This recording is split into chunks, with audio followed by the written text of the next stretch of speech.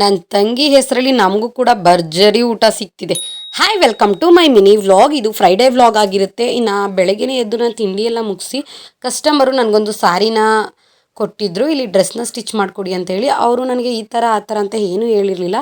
ಈ ಸ್ಯಾರಿ ಮಾಮೂಲಿ ಲಂಗ ದಾವಣಿ ಸ್ಯಾರಿ ಅಂತ ಹೇಳಿ ತುಂಬ ಹಳೇದಂತೆ. ಅವ್ರ ಅಮ್ಮಂದು ಏನು ವೇರ್ ಮಾಡ್ತಿರ್ಲಿಲ್ಲ ಅಂತೇಳಿ ಕೊಟ್ಟಿದ್ದರು.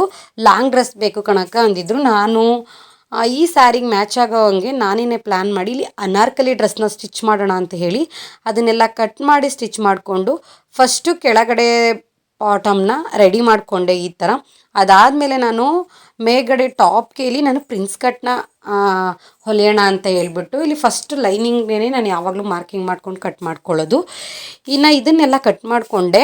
ಇದೆಲ್ಲ ಆದಮೇಲೆ ಇದಕ್ಕೆ ಫ್ಯಾಬ್ರಿಕ್ ಏನಿದೆ ಮೇನ್ ಫ್ಯಾಬ್ರಿಕ್ಕು ಅದನ್ನು ಇವಾಗ ಕಟ್ ಮಾಡಿಕೊಂಡು ಇದನ್ನು ಕೂಡ ಸ್ಟಿಚ್ ಮಾಡಿಕೊಂಡೆ. ಇದು ಒಂದು ಪಾರ್ಟ್ 2 ಅಲ್ಲಿ ಫೈನಲಾಗಿ ಯಾವ ಥರ ಬಂತು ಡ್ರೆಸ್ಸು ಅಂತ ಹೇಳಿ ನಾನು ಹಾಕ್ತೀನಿ.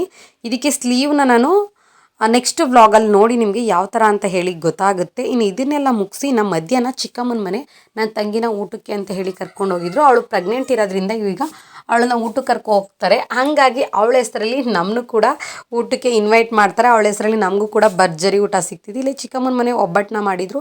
ಅಲ್ಲಿ ನಾನು ಅಪ್ಪು ಇಬ್ಬರು ಊಟ ಮಾಡಿಕೊಂಡು ಅದಾದಮೇಲೆ ಮಟನ್ ಸಹ ಮಾಡಿದರು. ಅದನ್ನೆಲ್ಲ ಊಟ ಮಾಡ್ಕೊಂಡು ನಾವು ಮನೆಗೆ ಬಂದು ಇನ್ನು ಇವತ್ತು ಫ್ರೈಡೇ ಇರೋದ್ರಿಂದ ನನಗೂ ವಾರ ಇದೆ, ಬೆಳಗ್ಗೆ ಮಾಡೋಕ್ಕಾಗಲಿಲ್ಲ ಅಂತ ಹೇಳಿ ನಾನು ಸಂಜೆ ಮೇಲಿಂದ ಮನೆಯೆಲ್ಲ ಕ್ಲೀನ್ ಮಾಡಿಕೊಂಡು ಸ್ನಾನ ಮಾಡ್ಕೊಂಡು ಪೂಜೆನ ಮುಗಿಸಿ ನಾನು ಇವತ್ತಿನ ವ್ಲಾಗ್ನ ಇಲ್ಲೇ ಎಂಡ್ ಮಾಡ್ತಿದ್ದೀನಿ. ಇಷ್ಟ ಆಗಿದ್ರೆ ಪ್ಲೀಸ್ ಲೈಕ್ ಮಾಡಿ. ಹಾಗೆ ನನ್ನ ಪೇಜ್ನ ಇನ್ನೂ ಯಾರೆಲ್ಲ ಫಾಲೋ ಮಾಡ್ಕೊಂಡಿಲ್ಲ ಬೇಗ ಬೇಗ ಫಾಲೋ ಮಾಡ್ಕೊಳ್ಳಿ, ಸಪೋರ್ಟ್ ಮಾಡಿ. Thank you.